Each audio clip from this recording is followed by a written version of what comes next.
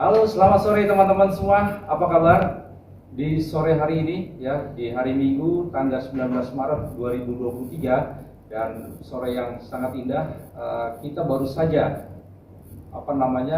selesai mengikuti pelatihan CUDCC yang kebetulan narasumber kita yang hadir yang memberikan kita insight wawasan tentang CUDCC ini juga sudah hadir di sebelah saya.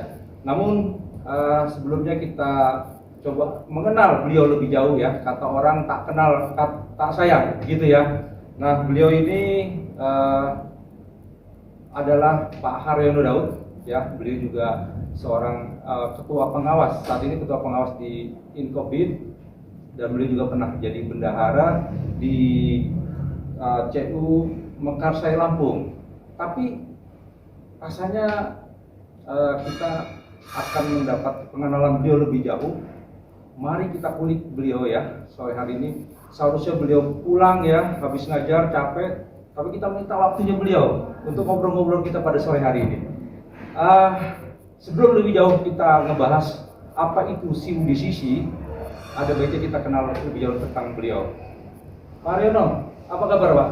Baik. Sehat Pak? Sehat. Alhamdulillah ya. Terima kasih ya Pak, sebelumnya Bapak sudah memberikan pencerahan buat kita 3 hari ya Pak ya? Ya. Dari tanggal 17 sampai tanggal 19 Maret 2023 sampai sore hari ini. Ya. Kalau nggak salah mohon izin Bapak di Lampung ya Pak ya? Di Lampung. Langsung pulang Pak? Langsung pulang nanti Pak. Waduh, teman-teman, begitu cintanya beliau sama kita minta waktunya sebentar dan berkenan. Oke, Pak boleh dong Pak, kita mengetahui Bapak lebih jauh. Ya.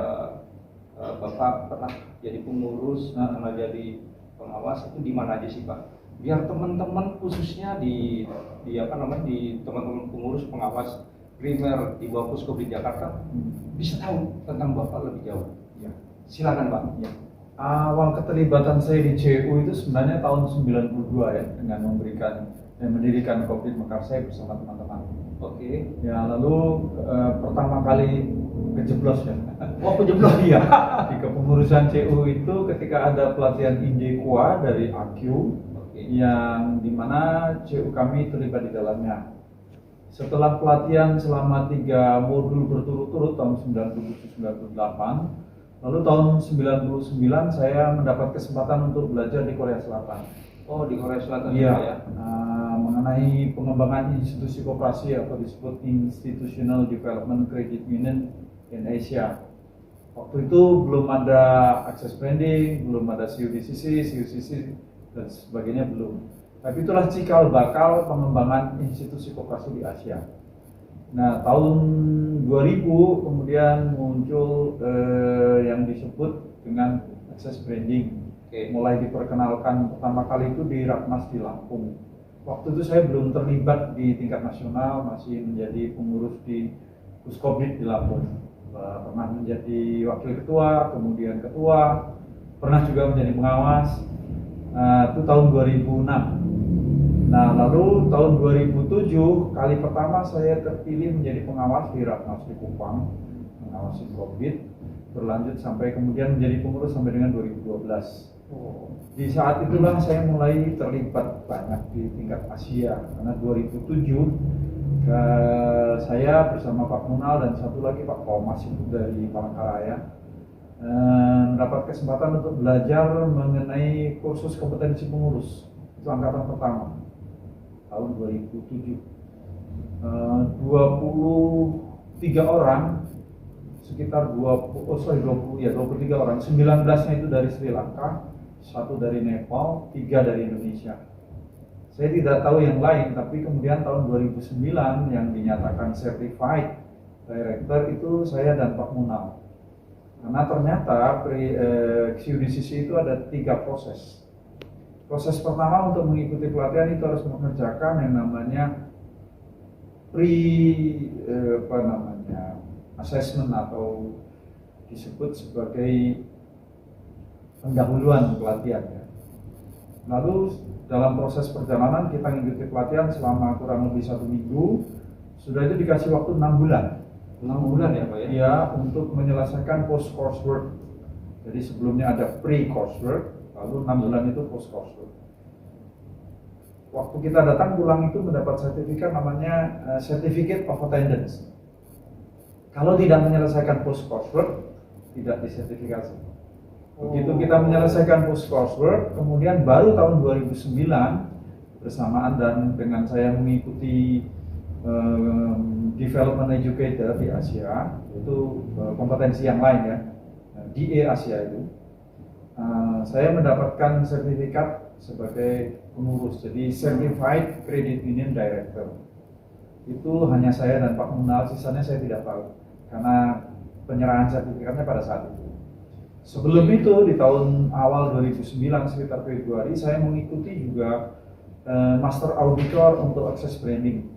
Itu juga angkatan pertama tahun 2009, sehingga saya memiliki 3 sertifikat tingkat Asia, Access Branding Auditor, Development Educator, kemudian Certified Director. Itu yang di Asia. Yang lainnya saya juga terlibat di dalam proses sertifikasi manajer. Jadi saya mempunyai juga sertifikat sebagai asesor untuk sertifikasi manajer. Itu dari Badan Nasional Sertifikasi Profesi. Siap. Ya. Itu saya kira latar belakang pendidikan. Di samping itu ya pengalaman menjadi pengurus Puskobdit, Inkobdit. Kemudian tahun 2016 itu saya diberi kesempatan teman-teman untuk ikut di tingkat nasional lagi. Saya kembali lagi menjadi pengawas di Inkobdit sampai dengan sekarang. Sampai sekarang ya. Ya. Jadi teman-teman kalau kita mau ngulik beliau lebih jauh, kayaknya panjang waktunya ya, bisa sampai nanti malam gitu kan. Tapi intinya gini teman-teman, dari apa yang tadi sudah disampaikan beliau, berarti angkatan pertama itu baru 2 ya Pak ya, Ya. dari Indonesia ya, yang Ya. mendapatkan sertifikasi Director Kompetensi Course ya Pak ya, Ya. baru 2. Jadi rasanya beliau tepat ya jadi narasumber kita selama 3 hari ini gitu ya. Oke, Pak Haryono izin, hari ini kita tadi sudah 3 hari mengikuti pelatihan dari Bapak. Informasi yang dapat dari panitia Pak, itu pesertanya ada 38 Pak dari Ya. 19 primer. 19 primer, Artinya primer di bawah Puskobdit Jakarta itu masih banyak yang belum ikuti Pak, ya kan pelatihan ini. Harapannya kita nanti kalau ada pelatihan seperti ini, apalagi tadi kan pelatihannya tuh modul 1 sampai 6 ya Pak ya, untuk pengurus dan pengawas ya Pak ya.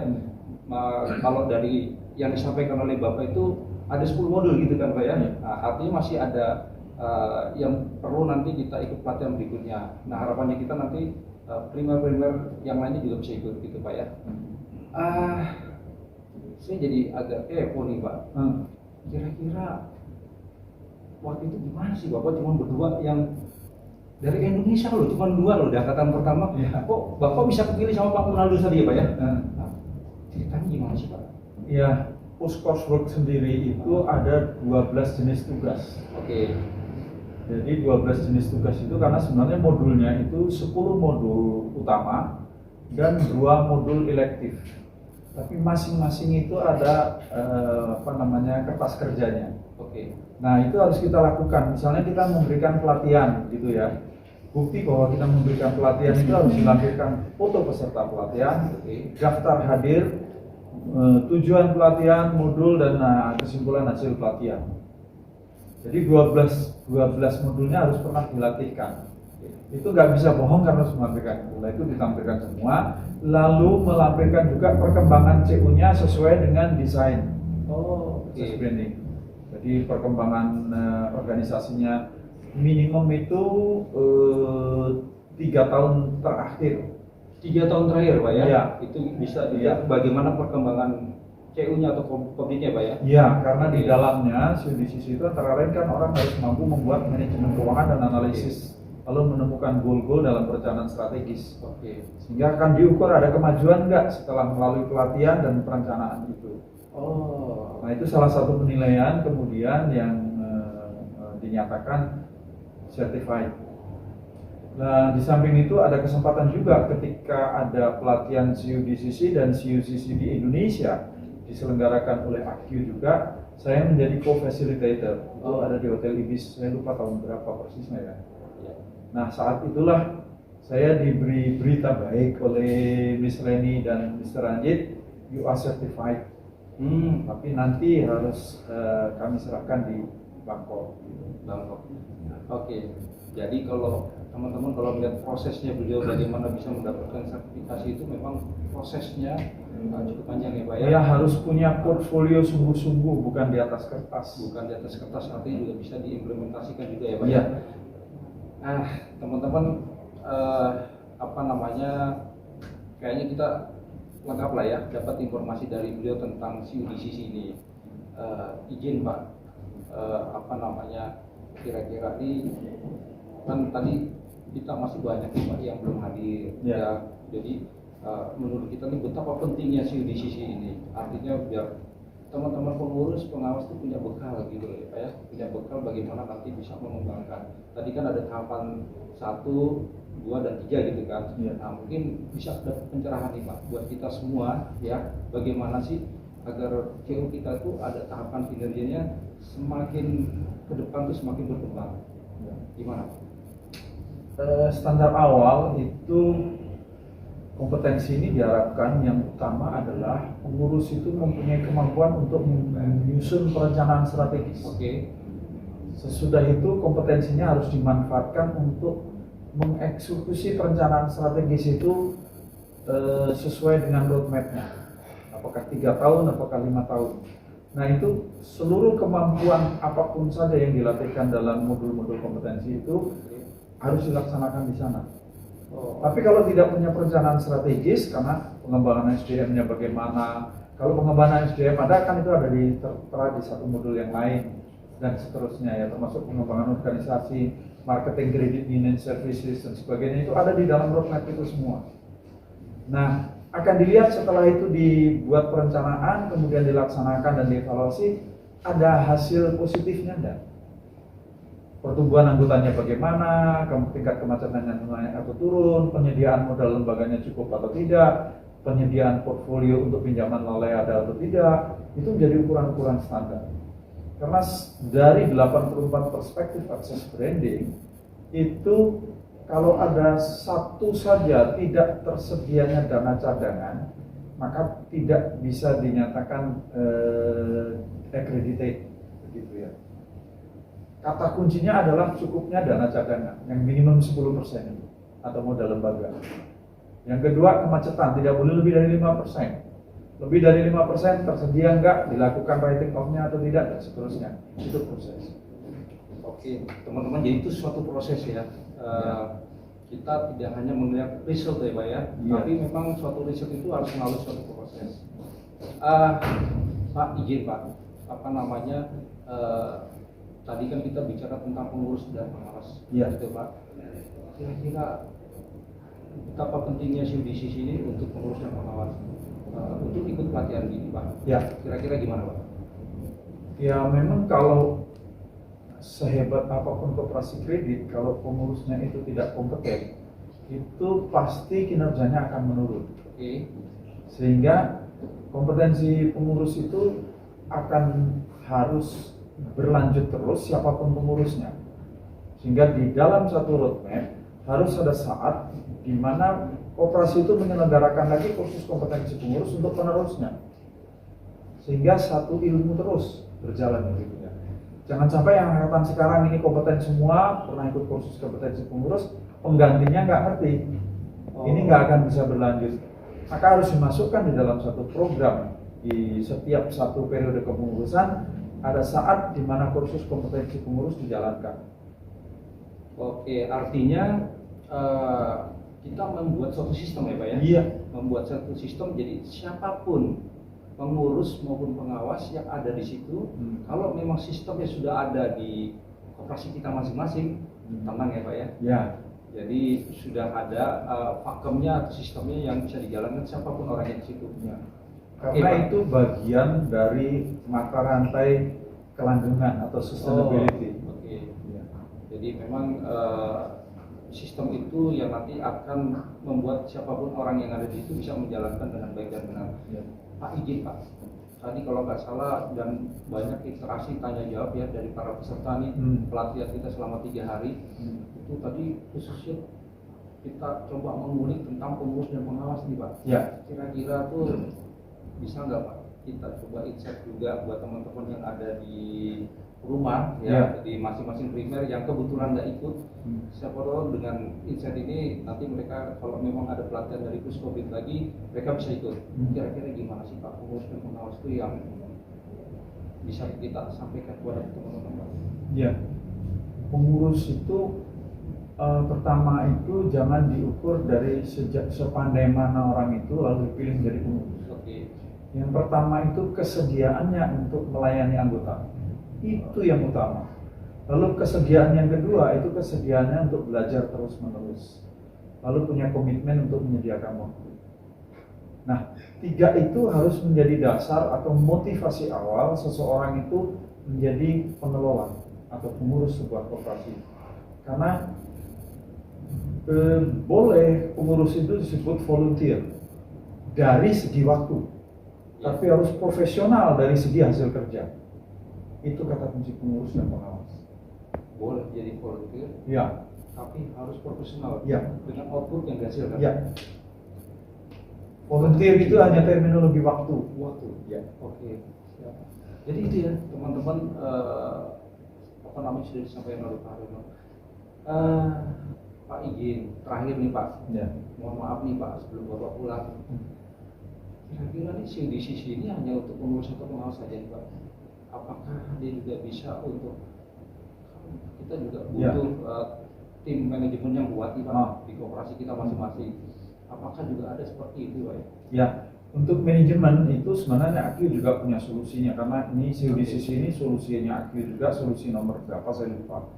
Untuk manajer atau manajemen itu disebut CUCCC, Credit Union CEO Competency Course. Modulnya sama, yang beda hanya di manajemen keuangan dan analisis karena dia sampai ke tingkat kedua. Oh, Ya, ada berarti Pak ya? ada. Modulnya ada. Jadi seorang certified director juga bisa memberikan CEO competency course karena modulnya sama. Oke, itu teman-teman tentang sekilas info pelatihan selama 3 hari ini ya Pak, dari tanggal 17 sampai 19 Maret 2023. Tadi kayaknya teman-teman happy semua ya Pak ya. Tetap semangat mengikuti pelatihan dan mudah-mudahan nanti kalau teman-teman berkesempatan ikut pelatihan berikutnya kita tetap bisa berjumpa dengan Bapak yang mudah-mudahan. Pak, kira-kira bisa nggak Pak kasih apa ya closing statement lah dari seorang Pak Haryono Daud ya, karena izin kemungkinan untuk bertemu Bapak ini kan langka ya Pak ya. Ya kan, dengan apa kesibukan beliau. Kira-kira nih gimana nih Pak buat kami buat teman-teman yang ada di primer nih Pak, gimana sih agar teman-teman itu bisa menjaga komitmen, bisa menjaga motivasi ya kan, dengan tahapan-tahapan yang tadi Bapak jelaskan, sehingga teman-teman tuh oh iya memang seperti ini loh prosesnya gitu loh Pak. Ya mudah-mudahan ini bisa menjadi apa ya, menjadi buat pegangan lah buat teman-teman semua yang ada di primer khususnya di bawah Puskobit Jakarta. Monggo Pak. Ya, jadi pelatihan di satu ruangan itu pasti mungkin baru mulai merusak pikiran. Oleh karena itu, karena kita mau melakukan perbaikan, kita mulai juga pikir-pikir bagian mana yang harus dibongkar. Oke. Jangan tetap mau membangun sesuatu tapi tidak ada bagian yang tidak dibongkar, itu tidak mungkin. Maka harus menyiapkan, mengerjakan, kemudian memilih bagian mana yang sudah baik teruskan, bagaimana yang belum ada diadakan, bagaimana yang belum baik diperbaiki. Apa yang dilakukan harus mulai ditulis. Apa yang sudah ditulis harus dilakukan. Sehingga tidak ada orang yang sangat berkuasa di dalam sebuah koperasi, tetapi sistem yang berjalan. Karena pengurus itu kan sifatnya come and go. Tapi sistem nggak boleh tergantung dari siapa yang berada di situ. Sistem tetap sistem. Itu yang menjadi penting. Nah, bagaimana bisa begitu? Tadi juga saya pesankan kepada peserta. Keberanian pertama yang harus kita buat adalah kita berani menyisihkan paling tidak 1 hari di dalam 1 bulan untuk berkumpul bersama-sama pengurus. Untuk membangun tim yang kompak. Jadi jangan sampai antara pengurus, pengawas, manajemen itu tidak bisa menjadi antar tim yang kompak. Internal pengurus harus menjadi tim yang kompak, internal pengawas menjadi tim yang kompak, manajemen menjadi tim yang kompak. Antar tim ini harus menjadi inter tim yang kompak. Itu harus bekerja pada satu sistem dan berpikir pada frekuensi yang sama. Kalau tidak, komunikasinya akan macet. Dan itulah mulainya persoalan. Persoalan terbesarnya adalah macetnya komunikasi karena tidak berpikir pada frekuensi yang sama. Maka CUDCC sebenarnya memberi kesempatan kita untuk bekerja pada frekuensi yang sama sehingga komunikasinya berjalan dengan baik, maka pelayanannya tidak akan mendapatkan hambatan. Itu kata kunci. Keren. Ya, kita dapat catatan manis dari beliau yang sudah dilakukan harus dicatat, yang sudah ditulis harus dilakukan.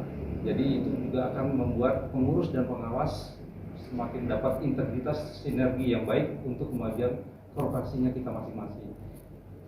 Pak Haryono, terima kasih banyak Pak. Sama-sama, Pak Rajul. Sore-sore kita culik ya, minta waktunya sebentar. Beliau tuh tadi pakai batik loh. Dia sudah siap pakai kaos untuk pulang, tapi kita minta waktunya dari beliau. Kita ngobrol-ngobrol sejenak di sini. Mudah-mudahan obrolan kita di sore hari ini ya Pak ya, bisa bermanfaat buat teman-teman di Primere masing-masing. Oke. Sukses Puskop di Jakarta. Sukses Dan sukses TUCU di Jakarta. Amin, sukses. Demikian teman-teman obrolan kita pada sore hari ini. Kita ucapkan terima kasih buat beliau. Pak, hati-hati di jalan ya Pak ya. Terima kasih. Siap. Dan Semoga sampai jumpa lagi. siap sampai selamat sampai tujuan.